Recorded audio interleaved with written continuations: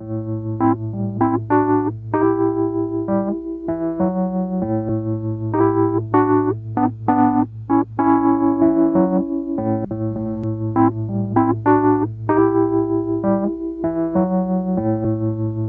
el aire de Radio Uruguay, inventamos entre todos la máquina de pensar. Acompáñenos en un viaje a través de los universos que vibran dentro de los libros. Bienvenidos al corazón de las palabras. La máquina de pensar. Conduce Pablo Silva Olazábal. Produce Gustavo Germán. Auspicia Biblioteca Nacional y Centro Cultural de España.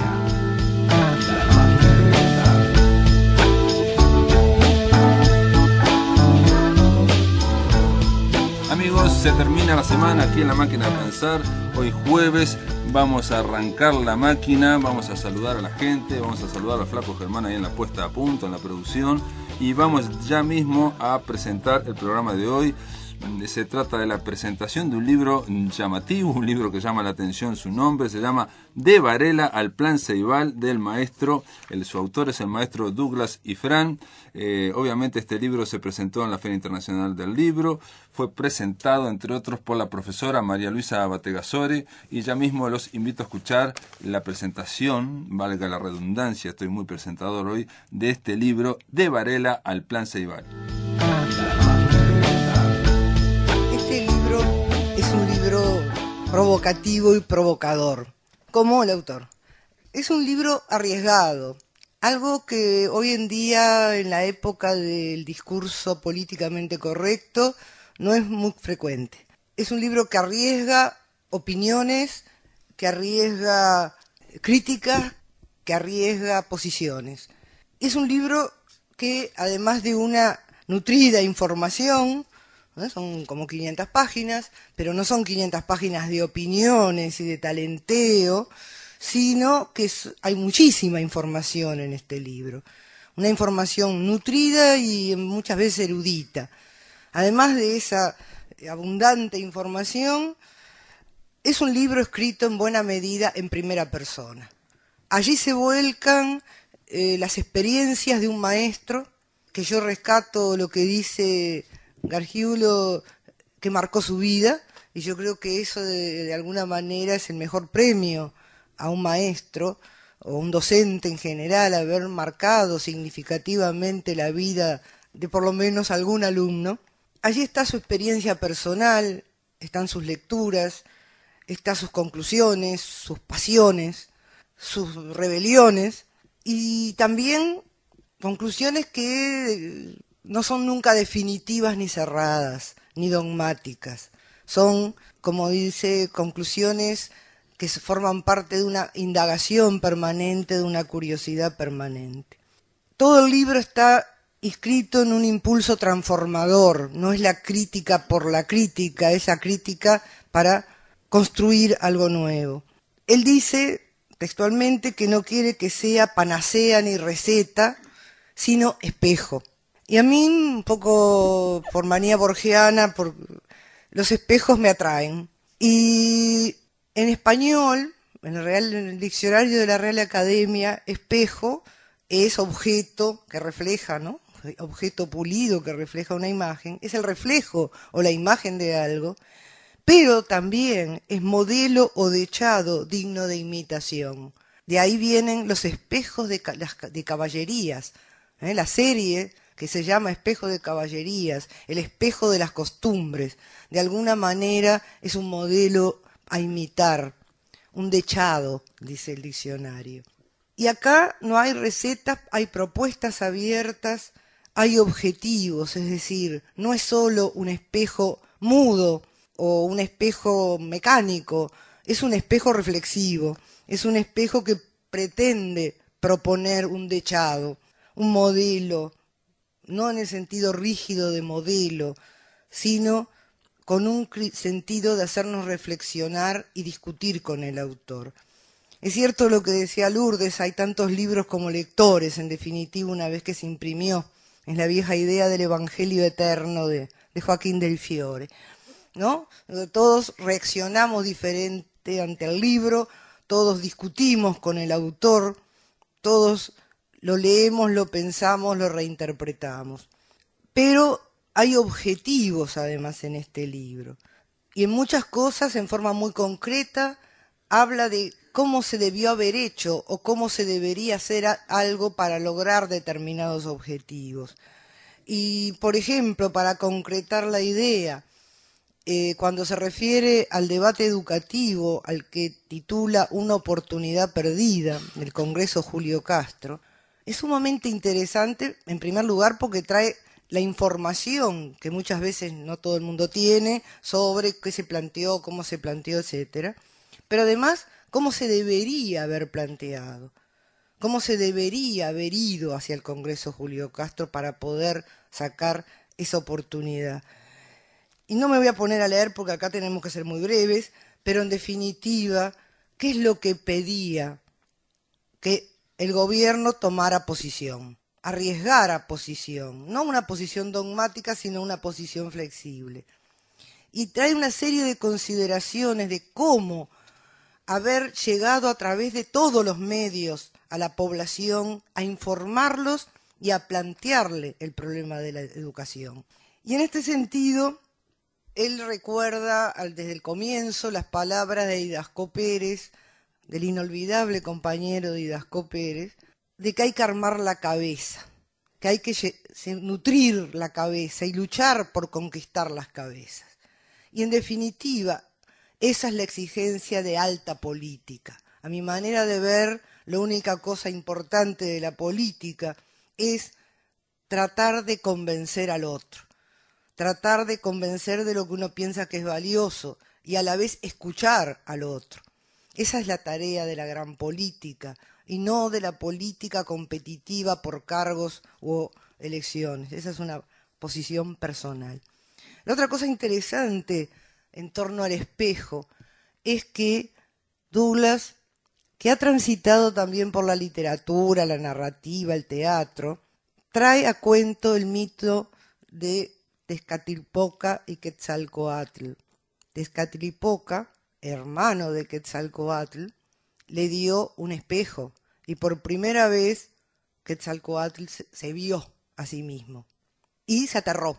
Entonces él dice que cuando uno mire este espejo de la educación, podemos también salir a los gritos. Pero lo curioso y lo interesante, y que yo creo que si fue casual, es una casualidad notable, es esa de que Tezcatlipoca, el que le da el espejo, es el hermano de Quetzalcóatl y es el opuesto de Quetzalcóatl. Es el hermano y el opuesto. Es decir, mientras que Quetzalcóatl es la luz, el otro es la oscuridad. Tezcatlipoca además quiere decir espejo ahumado, espejo con humo, espejo oscuro.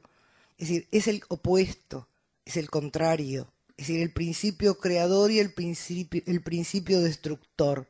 Pero ambos son dioses creadores y con ambos tiene que ver la vida. Y cuando hablamos de que la educación está en crisis o que se vive una crisis de la educación, yo me pongo contenta. Digo, contentísima. Hoy leía un reportaje a Hobsbawm que se publicó como homenaje por su muerte, hace un par de años el reportaje, y él decía que estaba muy contento con la crisis del capitalismo, porque solo con la crisis puede haber cambio, solo con la crisis puede haber transformación. Toda crisis implica una posibilidad de transformación y de cambio. Depende de lo que uno haga, porque la historia no está predeterminada. La historia la hacemos los hombres y las mujeres. Si la historia no hace nada, decía el viejo Marx, la historia la hacen los hombres. Y nosotros también tenemos que hacerla. Entonces, ese juego de los dos contrarios en el medio de la crisis de destrucción y de creación es lo que pasa en una transformación. No hay transformación sin una parte de negación y de ruptura, a mi manera de ver. Si no negamos y rompemos con algo, si no destruimos algo, tampoco construimos nada definitivamente nuevo. Y yo creo que acá está uno de los sentidos de este libro, una de las búsquedas de este libro. Por un lado, es un libro que reivindica cosas. Y yo voy a decir tres cosas fundamentales que reivindica, a mi manera de entenderlo. Una el regreso a las fuentes, reivindica la historicidad del hecho educativo. La educación no es una cosa, como se define muchas veces, se define como un bien. Un bien es puede ser una mercancía, un bien puede ser una cosa. La educación es acción, es un hecho humano, es un hecho social. Por lo tanto, tiene una historia, porque es hecho por los hombres a través del tiempo. Y la reivindicación de la historicidad y de leer nuestra tradición en su historicidad es uno de los elementos fundamentales de este libro, desde el título, porque de Varela al Plan Ceibal, en realidad arranca de antes de Varela. Pero cuando yo estaba pensando un poco qué decir y de toda esta reivindicación de nuestra tradición propia, de nuestra tradición pedagógica, del pensar y el hacer educativo en nuestro país, recordaba aquel poema de Figari sobre la tradición. Perdone, yo tengo una obsesión con Figari, pero Figari dice, el poema se llama Tradición, y dice: tradición óptima maestra, que nos incitas a evolucionar, a cambiar. No lo dice con esas palabras, porque lo estoy diciendo de memoria. Pero tradición óptima maestra, que nos incitas a constante avance. Es decir, la tradición no es para quedarse en ella, sino para avanzar, pero avanzar sobre la base de nuestra propia historia, de nuestra propia tradición. Y en este sentido hay una protesta contra toda la tendencia imitativa de buscar modelos fuera, sin tener en cuenta nuestra propia historia, nuestras propias tradiciones. Todas las grandes reformas religiosas y las herejías fueron un regreso a las fuentes. Siempre buscaron regresar a las fuentes, reinterpretar las fuentes. Douglas dice acá: volver a la tradición para seguir su ejemplo, no para imitarlas como otros tantos modelos o recetas prefabricadas, sino para el ejemplo del espíritu en que fueron hechas esas creaciones, esos intentos. Y así tenemos toda la historia de la educación en el Uruguay, fundamentalmente de primaria, pero con referencias a las otras ramas de la enseñanza. El otro gran eje o gran reivindicación es la recuperación de la riqueza teórica y la reivindicación de la pedagogía con una relativa autonomía respecto a las demás ciencias. Recuerda cómo Baferreira ponía en guardia contra la psicologización, y hoy estamos cayendo en la sociologización, un economicismo absoluto. Y se está generando una educación que, dice Douglas, es segmentada y segmentadora. Y entonces allí podríamos ver lo que habla sobre las escuelas de tiempo completo, la diferenciación por contextos y todas las tendencias del discurso educativo actual. Y tercero, la reivindicación de la escuela, del maestro y de las aulas. Y dice, en este trabajo, si bien soy consciente de que los problemas educativos van mucho más allá de las aulas, he priorizado el análisis del desenvolvimiento de la enseñanza formal pública. La solución no se circunscribe a las aulas, pero sin las aulas, sin el trabajo que en ellas se despliega, no hay salida alguna. Y yo creo que esta reivindicación de la escuela, del maestro, de las aulas, es fundamental en momentos en que estamos presenciando y se están consagrando o avalando expresiones tales como la educación prohibida, y renacen teorías de desescolarización.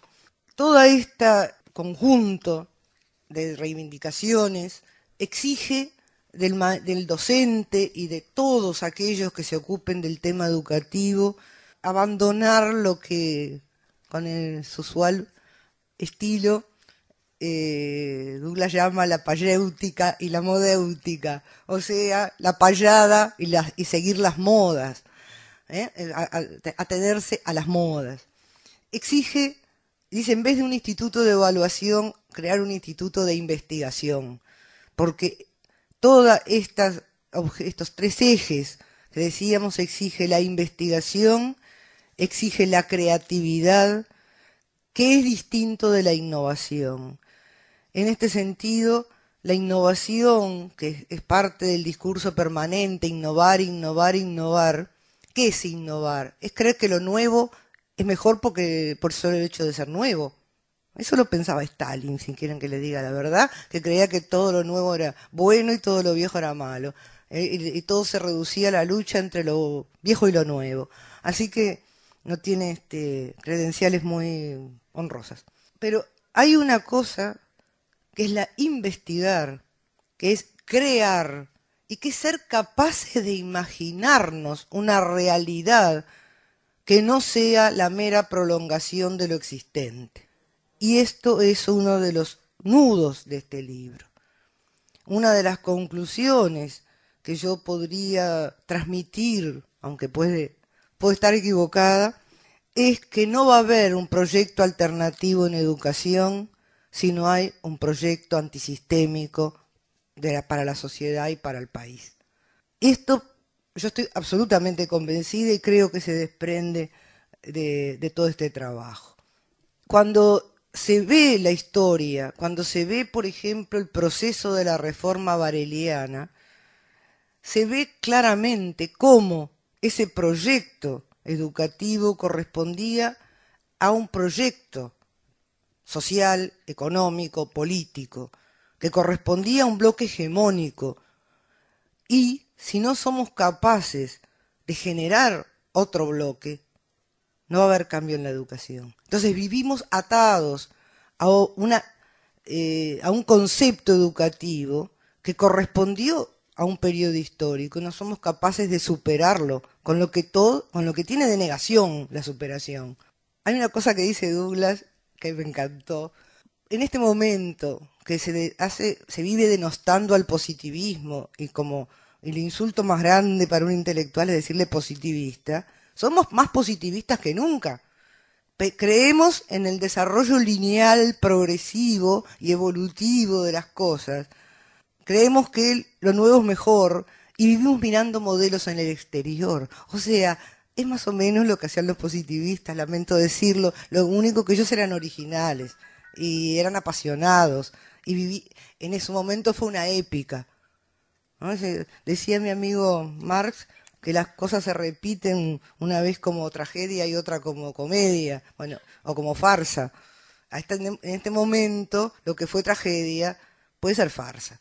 Otra de las exigencias es la crítica, la lectura crítica de la realidad, la lectura crítica de la historia, la lectura crítica del discurso, que se repite con palabras santas, con palabras sagradas. Hoy las palabras sustituyen a las cosas, lamento decir.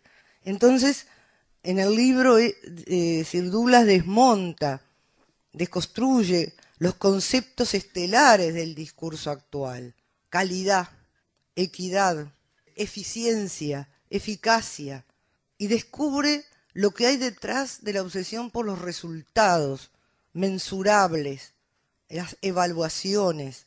No porque esté mal evaluar, pero el problema es si eso se sacraliza, si ese es el objetivo. Y rescata otros conceptos, muchos conceptos que aparecen en el pensamiento pedagógico de este país, en nuestra historia pedagógica. Personalidades como Gesualdo, como Julio Castro, como Reina Reyes, como Miguel Soler aquí presente y su experiencia. Es decir, y rescata conceptos como fermento de Baferreira, como la zona de desarrollo próximo o proximal de Vygotsky.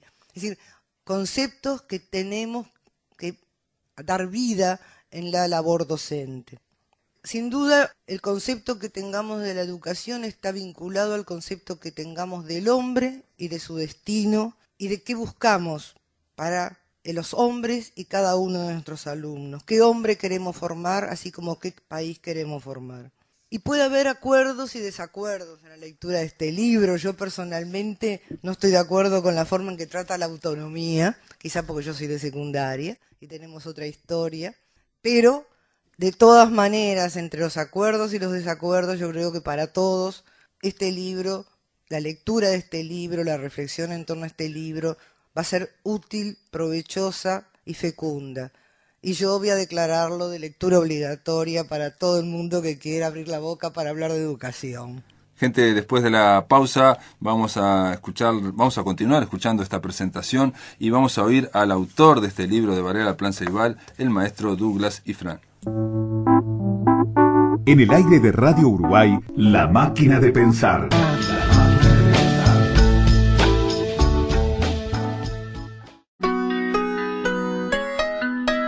Para comunicarte con la máquina, envía un SMS al 099 78 0066 o un correo electrónico a lamaquinadepensar@adinet.com.uy. Si querés volver a escuchar charlas, entrevistas o columnas, ingresa a piensamáquina.blogspot.com y bienvenido al corazón de las palabras.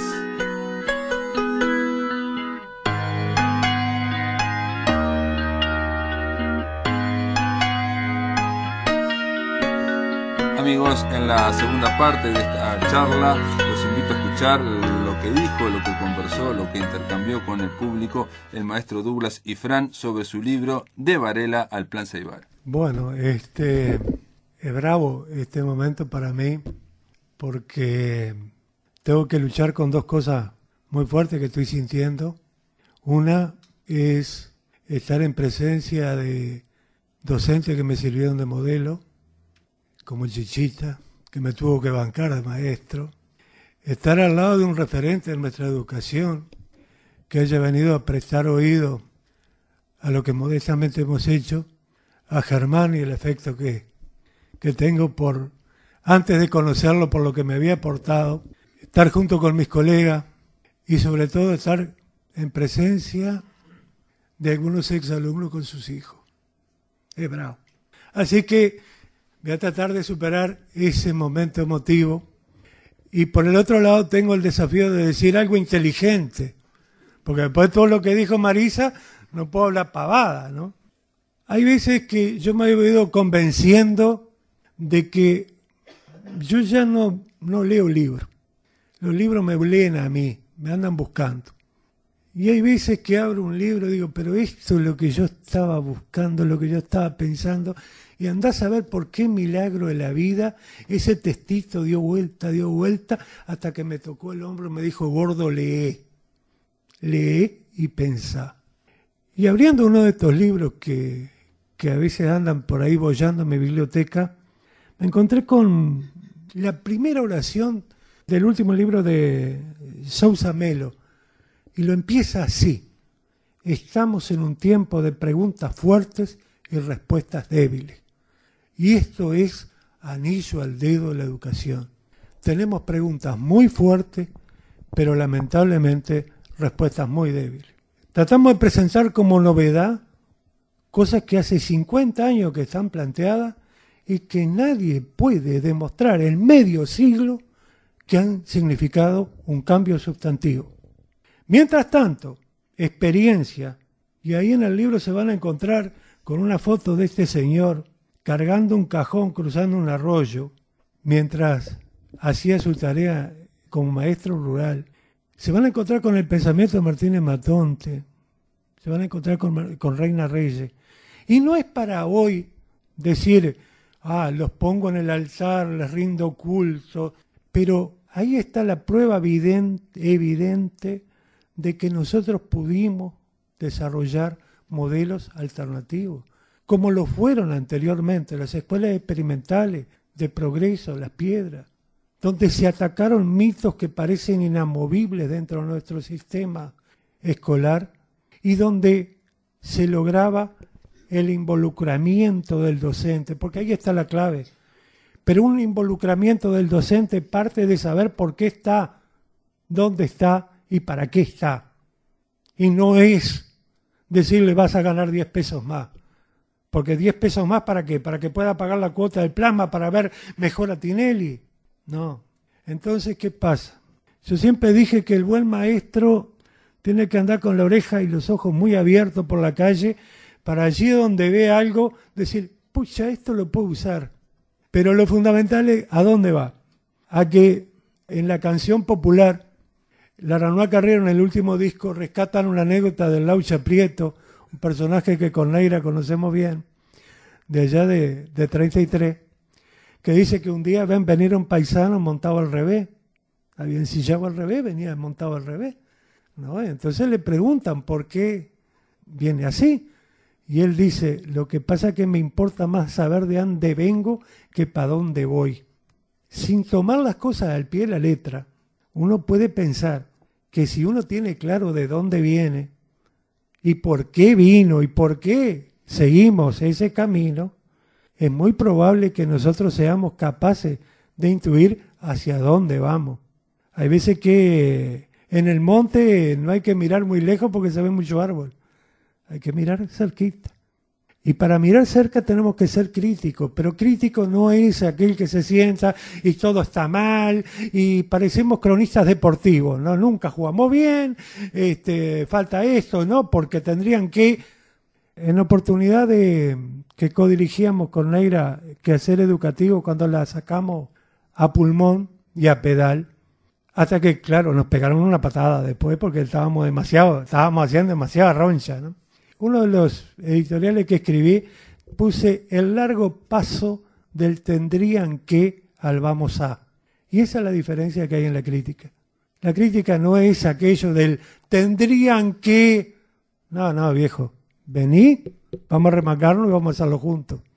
Entonces, por eso es que dice Barrán, y yo lo cito ahí, que en historia hay que aguzar mucho el oído para escuchar la voz de los que les quitan la voz. Y a nuestra tradición pedagógica le han quitado la voz, lamentablemente.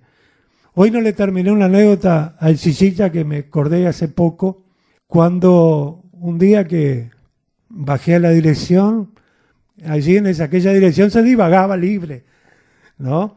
Entonces no había problema y estuvimos hablando así de las modas, de las cosas, de las tendencias. Y me dice, ¿qué querés, potija? Estamos en una pedagogía de puerto, ¿no? Aquello, laissez-faire, laissez-passer, viene de España. En aquel momento empezaba toda la locura de la Reforma Española. Entonces queríamos hacer lo mismo, pero sin el proceso de resistencia antifranquista que llevó más de una generación. Entonces inventábamos eso. La otra cosa que yo noto es que tenemos una pronunciada anemia teórica. Nuestro sistema educativo no cultiva el pensarse a sí mismo. Por ejemplo, la publicación de análisis y de la Enciclopedia de la Educación, uno si la ve con la perspectiva actual, uno dice, no, mire si vamos, mira lo que era. Yo que me enterré a leer los primeros aquellos, pero era un esfuerzo y una vía que le decía concretamente al maestro, mirá, acá podés divulgar tu pensamiento. Otro lo leía, lo corregía, discrepaba, se armaban cada polémica divina, pero eso era lo que nutría, eso era lo que daba el fermento. Hoy no se discute, hoy hay que ser políticamente correcto. Entonces uno dice que el Congreso Pedagógico fue una instancia perdida, a mi modo de ver, y lo argumento, que por ejemplo se dio toda una guía de discusión y ahí se metió como quien hace un puchero de todo. Nosotros con Bralich sacamos una nota, un par de notas en aquel momento, y yo puse un artículo que era analizando la naturaleza de la cerca, y decía la famosa fábula de los leones, que viene un león, lo meten ahí en el zoológico, entra a la jaula, ve otros leones, y viene uno y dice, tené cuidado, dice, ¿y qué pasa? No, dice, ¿vos ves aquello? Dice, aquellos están cantando himnos religiosos, agarraron para la religión, dice, mirá que aquellos otros dicen que hay que salir afuera, matar a cuánto bicho humano se cruza en el camino, desgarrarlo, ¿veis? Hacerle de todo. El otro, los otros están para la meditación, para esto, para lo otro. Bárbaro. Y dice, pero nadie se puso a pensar que lo primero es ver cómo hacemos para pasar la cerca, que nada de eso podemos hacer si la cerca sigue ahí. Por ejemplo, hoy se le pide a secundaria una serie de resultados, para los cuales secundaria no fue creada, y que la historia de las instituciones también pesa, y eso hay que saberlo. Y nosotros hemos sustituido de golpe y porrazo, con una escoba muy grande, levantaron la alfombra y empezaron a barrer. Y venía uno y barría un poco, y barría otra experiencia, y barrían otra experiencia, ninguna se evaluaba. Proyectos, cuántos proyectos de docentes, experiencias de aula, de todo, quedaron sepultados en los cajones. Hoy de educación habla el presidente en primer lugar, el ministro, el subsecretario, el economista el sociólogo aquel, el catedrático aquel otro, el magíster, hasta yo soy magíster, el magíster fulano, que que el otro, pero ¿quién no habla? El que está metido en el barro, el maestro, porque el maestro no ha sido preparado para hablar. Entonces hacen una participación simbólica donde lo reúnen, hacen la terapia, decir, total, no te doy bolilla, después yo hago lo que quiero, ¿no? Y eso no va, porque si el maestro, dice, Hargrave dice una cosa interesantísima, dice, yo no sé hasta dónde promover una reforma educativa es no imponerla. Desde el momento que se trata de imponer, los resultados ya los tenemos a la vista. Yo concluyo este trabajo, que cariñosamente le llamo el mamotreto, diciendo que después de haber leído todo esto, a mí no me queda la menor duda que lo que precisamos es una revolución educativa. No parche, no andar con el matafuego corriendo, apago este conflicto, apago aquello, y poniendo todo en el mismo plano de importancia, como que si la luz no funciona, es tan importante como los fines que tengo que perseguir. Y que hay una pregunta que hoy no nos estamos haciendo y que para mí es trascendente. Cada vez que los maestros hacíamos un paro o los docentes hacen un paro, enseguida sale el argumento, lo que pierden los chiquilines no yendo a clase. Qué horrible. Y es verdad, pierden. Ahora, ¿cuál es la pregunta que nunca se hace? ¿Cuánto pierde nuestras generaciones actuales yendo a clase? Y eso es lo que a veces, eso también, como dijo Marisa, está escrito con pasión. Y como decía Freire, uno tiene derecho a tener rabia también, ¿no? En algún momento algo de bronca también, ¿no? Por ver cómo hemos desperdiciado lo mejor de nuestro pensamiento. Y yo digo, porque hay una cosa, dicen que la realidad para vivirla hay que embarrarse. Y vaya si con mi compañera en aquellas escuelas perdidas por allá nos embarramos más de un día. No, allá en la que vos estudiaste, porque él también es un subproducto de ambos. Entonces, cuando uno dice es embarrarse, hay que pensar que con barro el hornero hace su nido. Y yo lo que digo es, al final, advertencia final, que nadie se anote con pretensión de prócer o de gran hacedor o fundador. Hoy necesitamos muchas cabezas pensando y muchas manos haciendo, letra a letra y día a día. Esto es una botella con un mensaje. Lo único que pretendo es que alguno la encuentre, la lea y de repente escriba otra botella y entre botellas que van y botellas que vienen, vamos a hacer la educación que nos merecemos como pueblo. Nada más. Y muchas gracias por haber venido.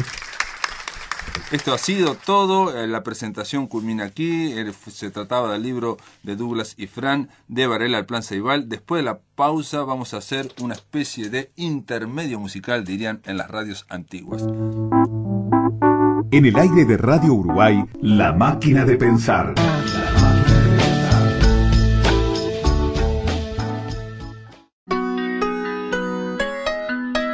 Para comunicarte con la máquina, envía un SMS al 099-780066 o un correo electrónico a lamaquinadepensar@adinet.com.uy.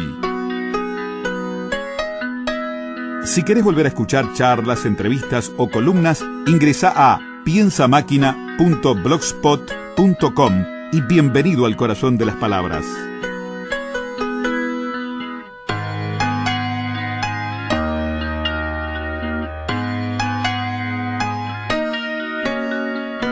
Amigos, ahora los invitamos en esta última parte a escuchar a Víctor Guichón. El último trabajo de Víctor Guichón, ustedes saben, se llamó Velo. Saben que estuvo presentado ahí en el Centro Cultural de España. Se trata de poemas del libro Mariposa de Riesgo, entre otros. Es una poesía en concierto en la Duna con Pollo y Berta Piris, Andrés Deus en guitarra, Álvaro Piñeiro en acordeón. Los otros tres son Cuarteto Numen. En fin, hay otra banda de gente que acompaña a Víctor Guichón. Los invito a escuchar su poesía, los invito a escuchar la música que rodea la poesía de Velo. Bueno.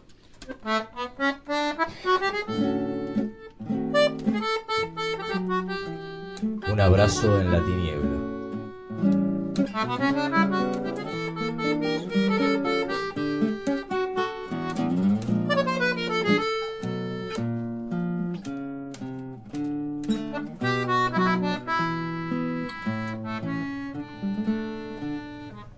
Un abrazo, un tango en la nervadura oscura del amor, que desde mi vientre herido, mi corazón quebrado, me abraza como a un hombre extraño, y como si ya fuera un vestigio, un polvo biológico expulsado, admito el viento lo que éste se ha llevado, me dejo soplar hasta volar ceniza ala en el viento, extraño por el aire gris y negro, esparcido en mi alma sobre el canto, dentro del espacio, el tiempo.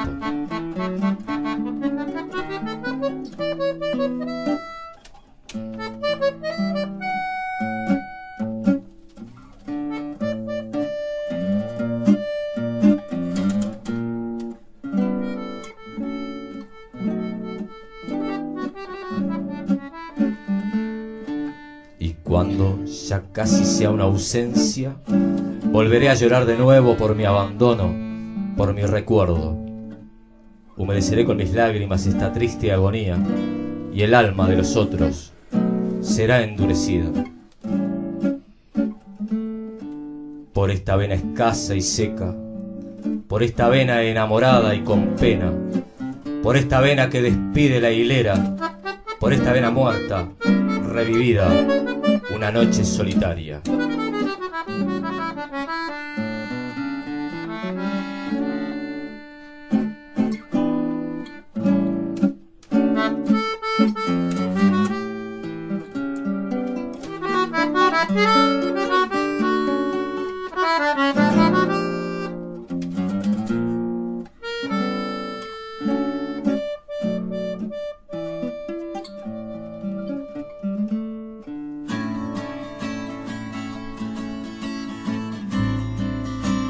Vuelo al ras del sueño.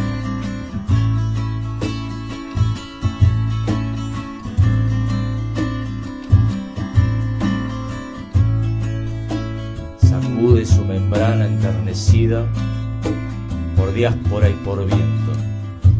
La eterna mariposa descendida acude al giro lento, fluye, inspira hablando trazos en el cielo, aleteos en el aire desterrado. Allí, en la cornisa miniatura, un ángel de agua y una extraña mariposa arriesgada, animada por el símbolo que vuela, contagiada por la inmensa llanura azul de una mirada, de cualquier mirada, reflejos en los ojos, un mandala.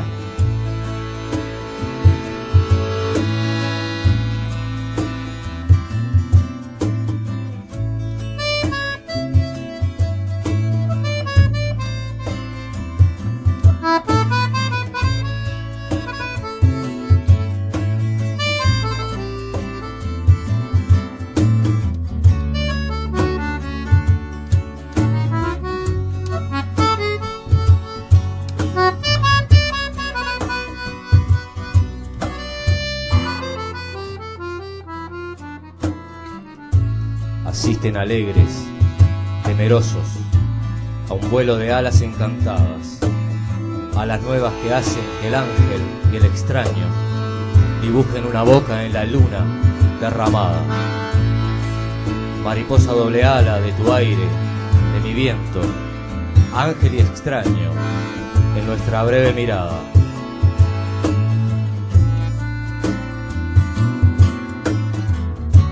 mariposa de riesgo revelada por un ángel de agua y un extraño que dibujan una boca en la luna en amor dada.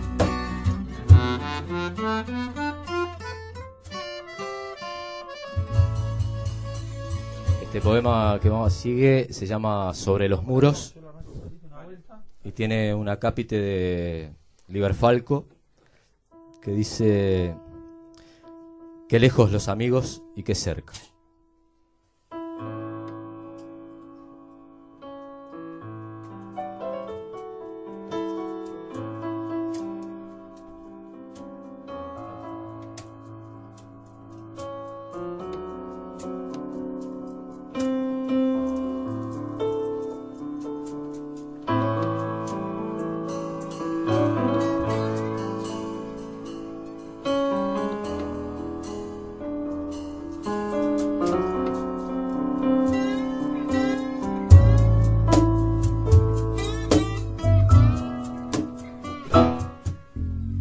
Mariposa inexacta en los pretiles, al ras de la incógnita cruz de la estrada, y en la médula sutil de la crisálida, la gestación de una alegoría trasnochada,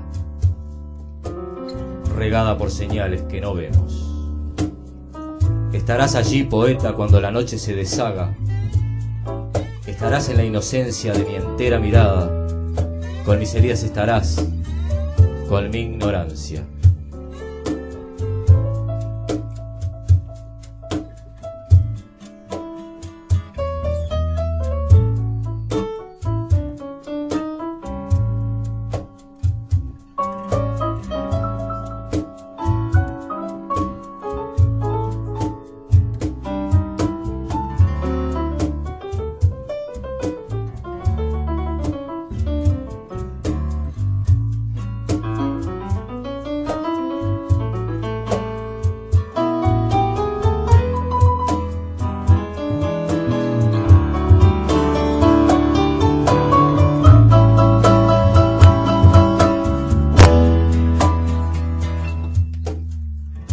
Mal puesto en la trama. Seré una pausa incomprensible, una palabra inexistente, expulsada. Seré un capullo delirante, el artificio de un poema escrito para este vuelo incongruente de una mariposa vislumbrada.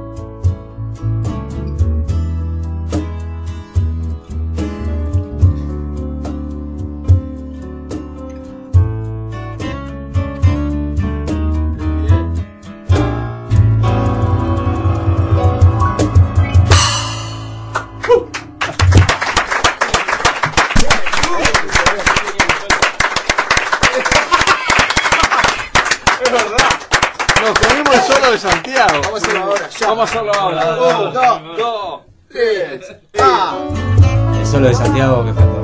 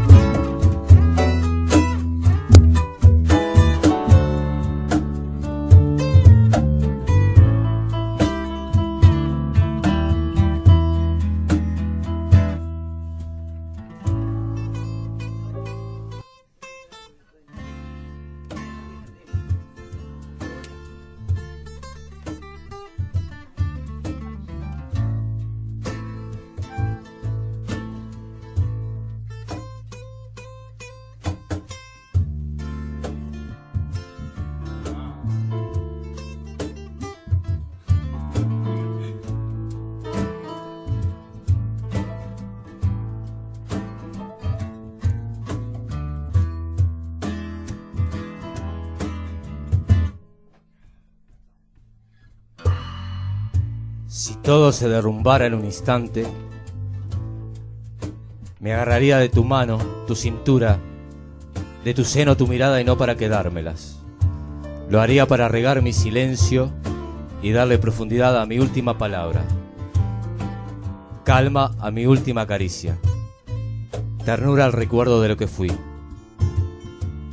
consistencia a la poesía aún no escrita y al final exhalaría las vocales de tu nombre como un acto originario.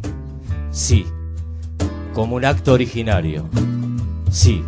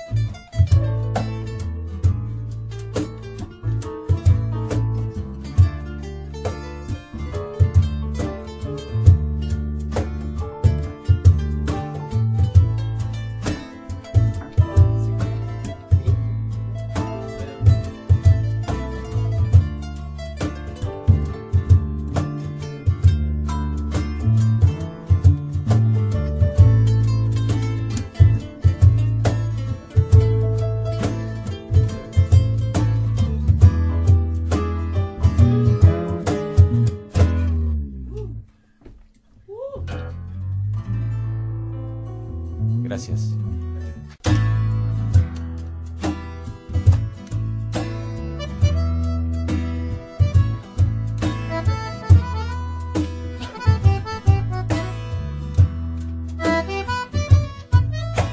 Un ángel de fuego ha querido herir mi canto. Por eso canto. Almendras incursionan en la boca, indicios de ausencia. Lágrima arisca perfumada, detenta. Soy un nada. Soy un nada.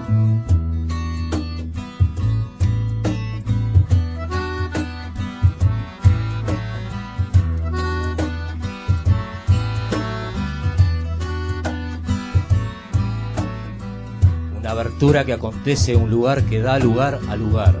Soy la trama esférica de la memoria. La certeza de un fluctuante organismo vivo.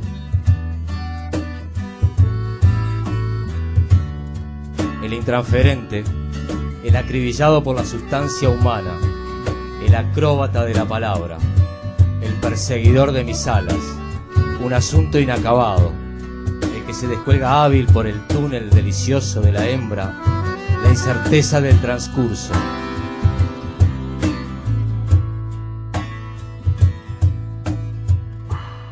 Apenas si soy un perfume más que se abre a un juego de reflejos en la noche y canto.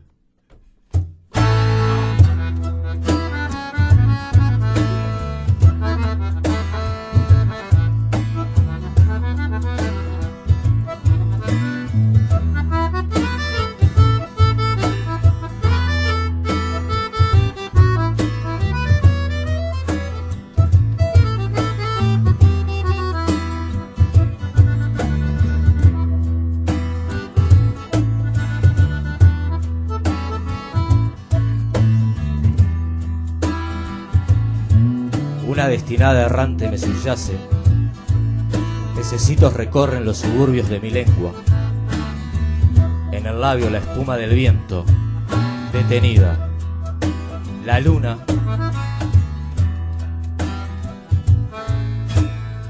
amortigua los silencios.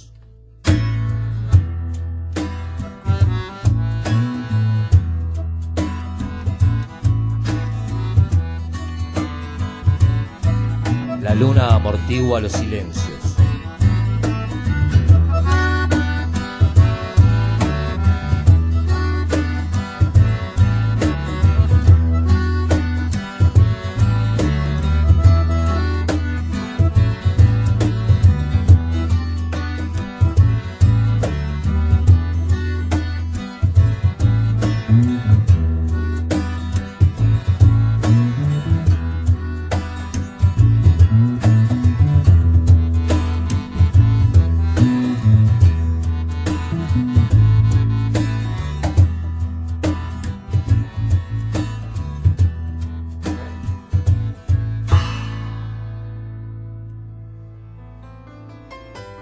Muy bien, esto ha sido todo. Se termina La Máquina de Pensar, se termina la semana La Máquina de Pensar. Un magnífico cierre en la voz, en la poesía de Víctor Guichón. El lunes seguimos aquí haciendo radio, repasando lo mejor del año, o repasando lo mejor que hemos atesorado, hemos archivado, hemos buscado durante el 2012 para poder compartirlos en enero aquí en La Máquina de Pensar. Nos seguimos haciendo radio el lunes aquí en Radio Uruguay. Que pasen bien.